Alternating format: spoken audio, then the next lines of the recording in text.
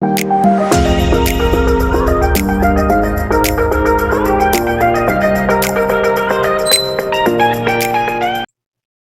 is property not just another job? This is something that comes up for discussion in some of the forums, and something that's very, very close to my heart, because I have no interest at all in people replacing one job with another job, which is possibly even busier. So, let's go through the property investment options by type. So, wrongly, I would say people often refer to rental income as a passive income. Now, rent is not a passive income. There's lots of work to do when you have rental properties, no matter how good your agent is. There is an exception to that, but we'll come to that later on. So how would I define a passive income first? So I would say that a passive income is income which comes to you whether you do little or no work. So a passive income to me is the investing hands-off option, for example. So we have clients who lend money to our company. We invest it in flips. We find them, we buy them, we negotiate, we renovate, we sell, and we pay a fixed return to investors. That's a passive income. They would need to see their solicitor when that money comes to us first. They need to go through terms and conditions, normally for 3 to 5 years. And we normally pay in the range of 8 to 10% per annum on monies like that. It can be paid per annum, or it can be rolled up to the end of the 3 to 5 years. That's a passive income. I'm the one organising the work. I have other people negotiating. I have people doing jobs. I have whole fit outs ready all the time. So I'm probably always a fit out ahead of myself, because anyone who's ever staged a property knows that it's a long, tedious work to get the exact perfect stuff for a place. So I hold a stock of decor all the time so that I'm ready to go. You don't want any delays getting that property to market. So flips have work, but in the option where people invest hands off, then I'm doing that work and paying them a fixed return. I, of course, get a profit on top of that. That's why we do it. The next option for people is, say, doing your own flips or assisted sales. I would say it's the next most hands-off thing. And the reason I would say that is when you're doing a flip, everything is really hectic for maybe 2 weeks. But the part where you're waiting for the legal contracts to go through, the part where you're waiting for it to sell, you've very little or no involvement in that. So flips and assisted sales, I would say, they can be a semi-passive income. You could actually outsource the finding of them. So you could pay someone to find you deals. You'll pay a builder, obviously, to look after the work, but you could also pay a stager to stage them for sale. So flips and assisted sales, which, as you all know I'm a big fan of, can be a semi-passive income. You could choose to do 2 or 3 of these a year and not have a very difficult life at all. I know what I've always sort of tried to follow in my working life since I've been self-employed, really, which is a long, long time, is term time. So I like to have some freedom during the summer. I actually did teacher training, couldn't tolerate it. I did lecture at 3rd level, and you had the summer holidays, but I was always part-time lecturer, and I had an accountancy practice at a time, which was hard to get away from. So I am a fan of term time working, and it's particularly nice for people who have kids to have some freedom in the summer, the Easter, the Christmas. And flips and assisted sales fit into that type of working model perfectly. And as I say, you can outsource a lot of it. I do not believe that being a rental income landlord, so portfolio building, can ever be described as a passive income, unless perhaps you rent the council. So I'm talking this particular scheme in Ireland. I'm sure there's equivalents in the UK. The council now will take stuff off you in Ireland. You'll talk to your local council, you'll find out what they're looking for. Is it 2 beds, 3 beds, 4 beds? Is it, apartments or houses? Are they happy to get a mix of both? And they'll take them even up to 20 years and they'll maintain them. Now, they will deduct 20% of the going rent, but that's still an absolutely fantastic way to have a passive income from rental property. if you start to get into, so there's a kind of a ladder of rental types. The higher you go up the ladder, the more they pay. So if I have an apartment in Galway, say, or in Dublin, I have a couple of options what I can do with that.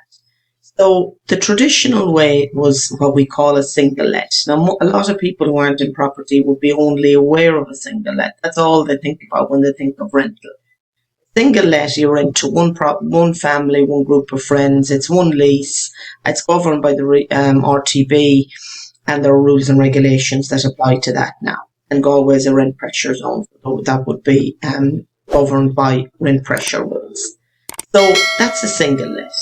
Those normally pay maybe 8 to 10% rent, which is a good return.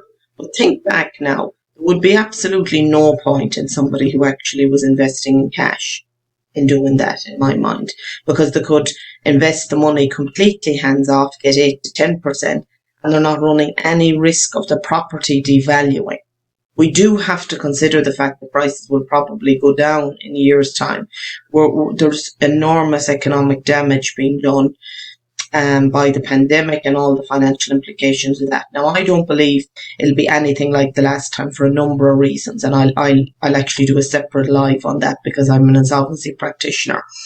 So, hands-off option is the least work. Then I would say flips assisted sales, yes, you could manage them, that you didn't have a huge amount of work. And then as you get into the buy-to-let ladder, as I will call it, your single lets, in theory, once you get the people settled and you've agreed anything that's missing from the inventory, they want to microwave, they want to there'll be a few little things to sort out at the beginning. You'll use a letting agent, I hope. I would strongly recommend everyone uses a letting agent. But usually what happens with the letting agent, or when I had buy-to-lets myself, they would make decisions to a certain limit, say small things that just replace them, but they would come back to me if something bigger was happening. So say the cooker was broke, the washing machine was broke, those bigger decisions would come back to me. Now, I disliked it because I'm a person who would prefer to be mad busy at 7 o'clock in the morning, and most people with the buy-to-let portfolio, a lot of them are juggling another job as well. So they are busy from 6 a.m. to 7 a.m.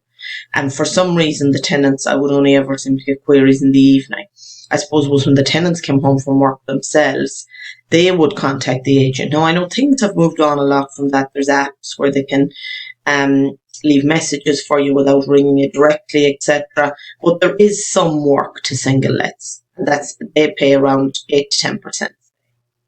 Then moving on to, say, HMOs, which are houses of multiple occupancy or co-living, we sometimes call them in Ireland. You're now renting each room by itself under a license agreement. So yes, you will be paid more, but you'll have cleaners through. Obviously, you're going to have more people moving in and out because each room can leave on its own. So you're into somewhat more work. And then I would say further up that ladder again is serviced accommodation, which is Airbnb, Booking.com. So you do short bookings. Some people do just short holiday type bookings. Some people keep contractors, which can be really handy because they might be there for 3 months. When you get into that, if you've enough units to live off, so I'm going to say you want to earn 100,000 a year. It's a generous salary. So if I was looking at flips assisted sales, I'd be saying you want to do about 3 flips a year to get your 100,000 a year. And my flipping course is 3 flips a year to replace your salary. And it works through a schedule of them taking 4 months each, obviously. But that's specifically to train you to do that. When we move on to portfolio building, then we are talking about you needing to have multiple units to live off them, because obviously you have to first pay. Your net profits are much, much smaller than flips. You're going to have to pay your mortgages, obviously. You're hoping for interest only. You might have to pay interest and capital depending on where you get the mortgage. Your repairs, your insurances, your letting agent, your local property tax, all of those things. So you might be working on earning 400 quid a month after your costs on a rental property. So I'm going to say then we were talking about 100 a year. That's 8,000 an odd a month. So you need 20 of them. Now you're beginning to see if you need 20 houses. I was chatting to a guy the other day who wants to get to 50 units. That's a busy job. Now, of course, if you have 50 units and you're earning a decent margin on each of them, you can fully afford to pay an admin / rental management agent. You will probably get your own person at that stage. It will be cheaper than paying a percentage on each of them. But do not think that's a passive income. It's not a passive income. It's a completely different business model to investing money with somebody hands off and maybe getting an email from them once every year. Of course, you can check in if you want to know anything to say these are the projects we completed this year. Here's your check. Do you need any update with anything else? It's not a passive income, buy-to-let. There's other things people are doing then in the property sphere. Obviously, some people are building. Some people are doing larger flips, so they're really rebuilding older houses. Again, not passive. It's even if you're not on the tools, you're on the supply runs every day and all of those type of things. So just beware, you don't want to replace your own job with a job in property. And that's one of the big things you need to think of when looking for a strategy. I mean, deal packaging is where obviously people find deals and sell them on for a fee. The people who are doing deal packaging understand they're replacing a job with a job. That's the whole point of it. You step from a job in something else into a job in property to save up money to get your own property or do your own flips, etc. That's completely understood in deal packaging. It's just that I think people underestimate the amount of work and risk in buy-to-lets. If you have 50 buy-to-lets and the value of them goes down 10% each, which is perfectly feasible. 10% by 50% means several of them were completely wiped out in that move. So you really, really need to be weighing up how much work do you want to do versus the return. If you're someone who likes to be busy, brilliant, but don't just go into buy-to-lets of any version, HMOs, serviced accommodation, co-livings, with your eyes shut. It's not a passive income. The only passive income I would say in property is investing hands off with someone with a track record who you've checked out legally and who's offering security and letting them do the work for you. They'll do the work for you because they're also earning a profit.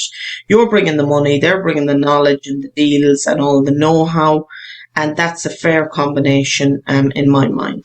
So I hope this explains how much work is in the various different streams. I know I could spend a full live on any of them. So hope that's of interest, guys. See you in the next one.